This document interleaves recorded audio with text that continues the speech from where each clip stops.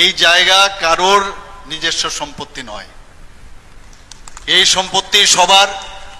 যে কোনো ব্যক্তি, সবচেয়ে বড় কথা আমার বাড়ির পাশের, তাতে করে আমার অনেক ভালো লাগতেছে, অনেক গর্বের বিষয় জিনিসটা।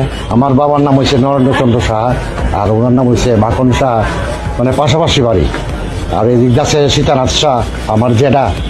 মানে এরকমভাবে আমরা একসাথেই চলাফেরা করতাম। 1947 সালে দেশভাগের সময় ত্রিপুরার নুরুল ইসলামের সাথে বাড়ি বিনিময় করেন ব্রাহ্মণবাড়িয়ার মাখনলাল সাহা।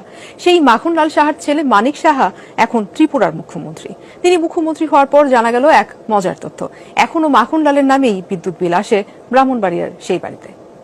দেশভাগের সময় মাখনলাল সাহা জমি বিনিময় করেন ত্রিপুরার বন্ধু নুরুল ইসলাম মালদারের সাথে। প্রিয় বন্ধুর স্মরণে বাড়ির বিদ্যুৎ বিলের মিটারের নাম আর পরিবর্তন করা হয়নি নুরুল ইসলামের। সন্তানদেরও বলে যান নাম অপরিবর্তিত রাখতে, তাই আজও বিদ্যুৎ বিল আসে মাখনলাল সাহার নামেই। আব্বা বলে গেছেন যে মা নামটা মুছবা না, নামটা রেখে দিবা। ও আমার খুব ভালো বন্ধু ছিল, বন্ধু না, ও আমার পরম ভাই, ও আমার ভাই, ও তুমি কখনো এটা মুছবা না, তাই এই নামটা রেখে দিলাম। আমার ভাইয়া মুখ্যমন্ত্রী হয়েছে, আমি গর্বে গর্বিত।